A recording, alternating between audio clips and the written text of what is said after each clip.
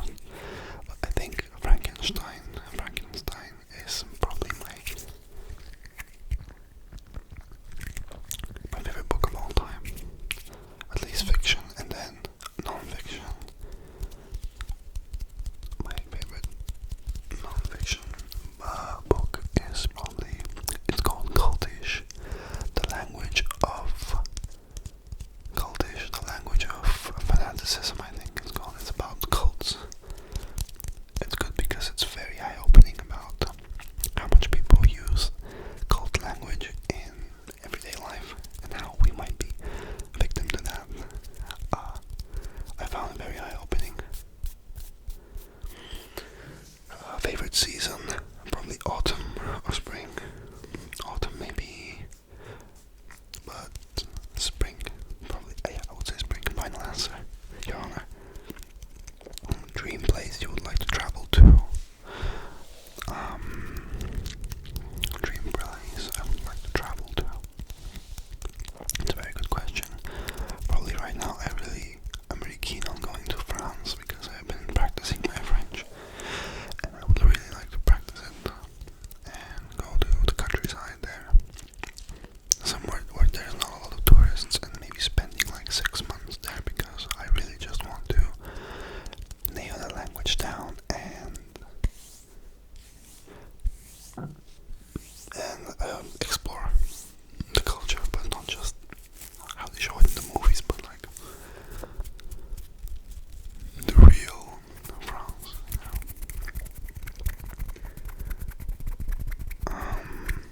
And then Amnesia 567 says, one question: how has the ASMR community influenced your content? I think my favorite trigger is blowing on the mic or hand sounds. So we can continue with the hand sounds. I will just move closer like that and answer your question. I think, well, I make ASMR videos, and the ASMR community has obviously influenced my content in making that genre, but I would say more than just the sounds, I think the intent with which you make ASMR content, that's something that I have really inherited from the creators before me, like you know, the videos, you know, girl in class touches your hair, like those are real scenarios that happened, or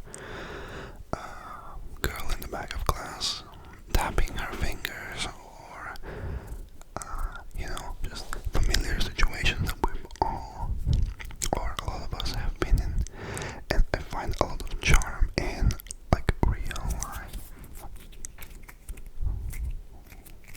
life scenarios like that. I'm sorry, I missed doing the finger flutters for the previous question, so I'll do it now.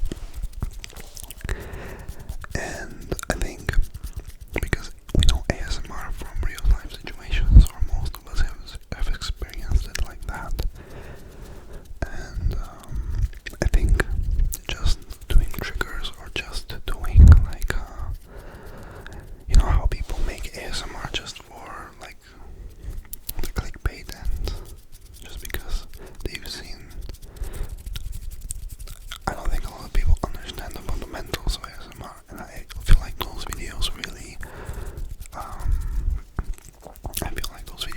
touch on that essence that it brings. Although I'm not judging anyone for making ASMR videos in any way, there's a cup of tea for everyone. So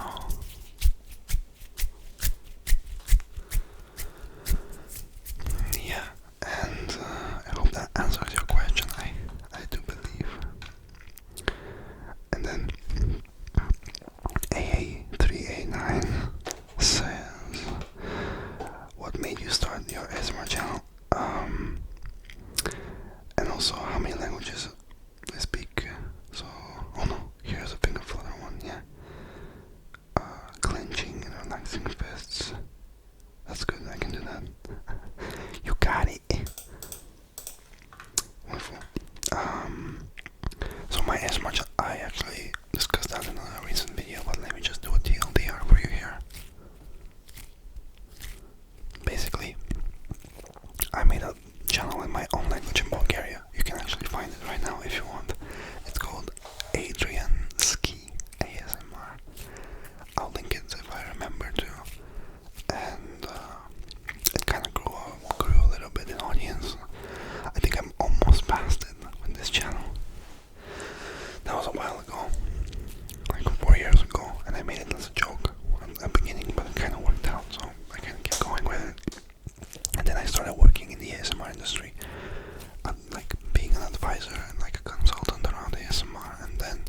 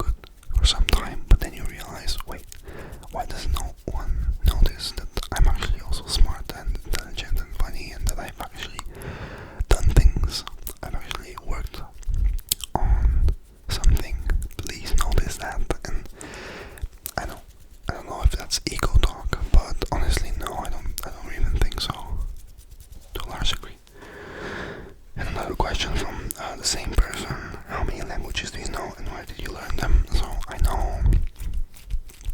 know Bulgarian fluent. I mean, natively because I'm Bulgarian.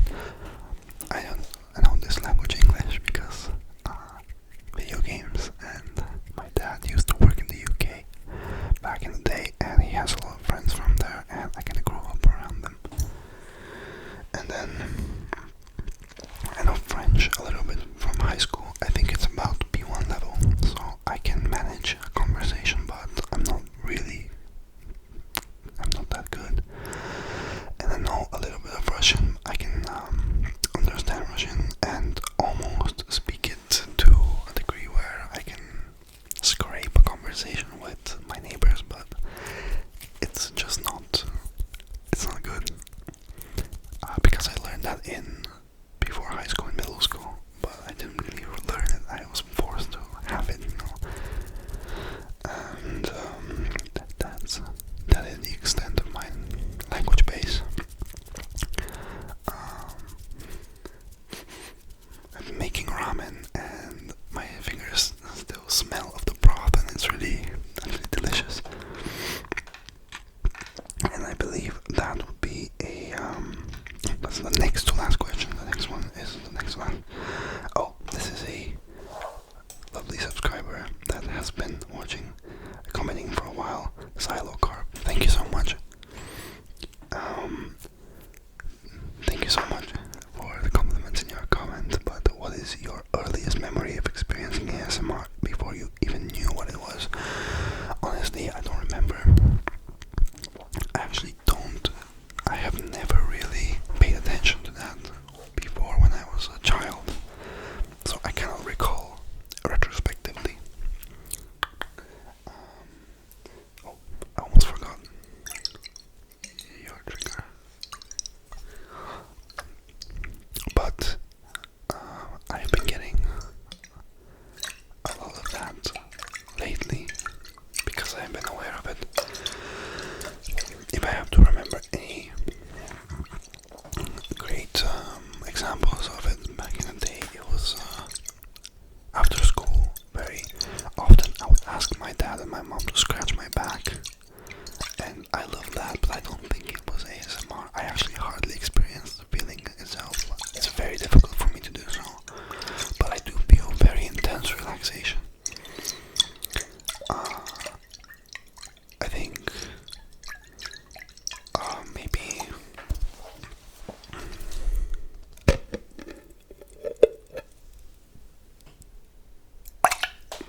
yikes.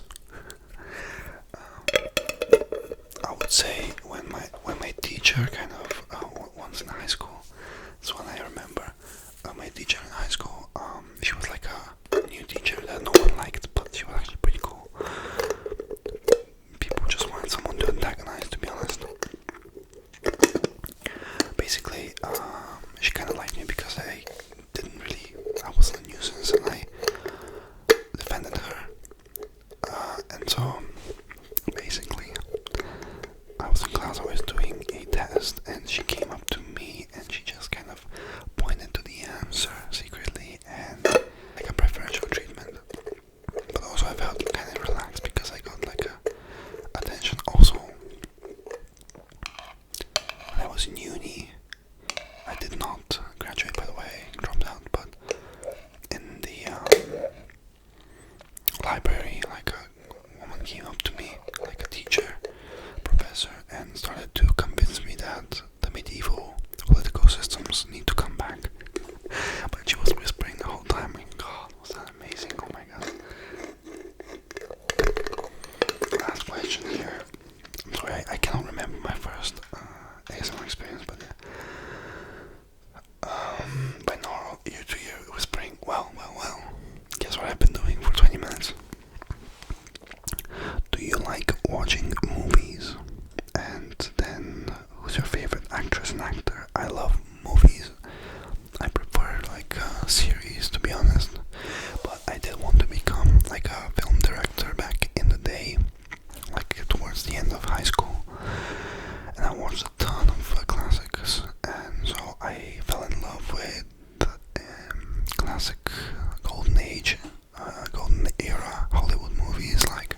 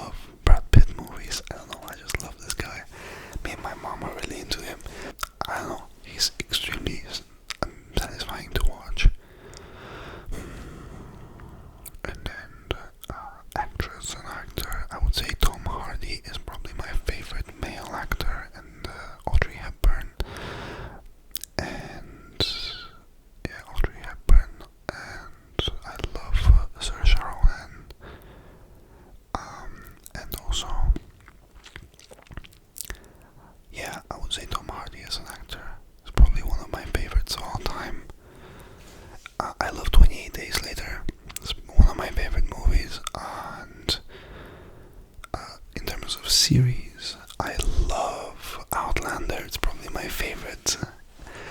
I'm watching Paul Dark right now, and it's been absolutely amazing. And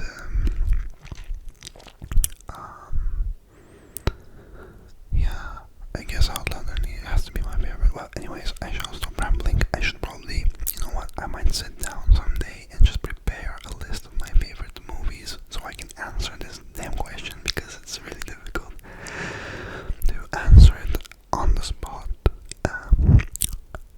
Because, yeah,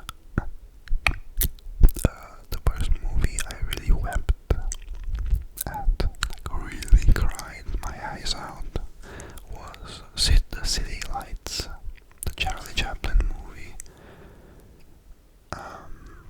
Yeah. But thank you for watching, and thank you for watching my videos. It's kind of ridiculous. I mean, I love making them. It is a creative outlet. For me, it makes me feel really good about showing, like, I do impressions all the time in my kitchen and under the shower and with my friends, and to be able to do it in front of more people, I don't know, it feels really like in alignment with what I feel like I'm put into this world to do. So anyways, I'm not gonna make too much of a big deal out of it, but thank you. I really appreciate every moment that you spend out of your day and life to dedicate it to watching me actively or passively. In any case, you're amazing. And my mom and my dad are going to be proud of me, I hope. Because they really want me to study, and I did not. So, yeah, thank you so much. Have a great evening or day, and I will see you soon. And also tell me if you like videos like this, where like I'm breaking the fourth wall and I'm not acting or doing ASMR, just rambling, I guess. Do you like these ones? Do you like me talking about a specific subject? Because yeah, I kind of feel good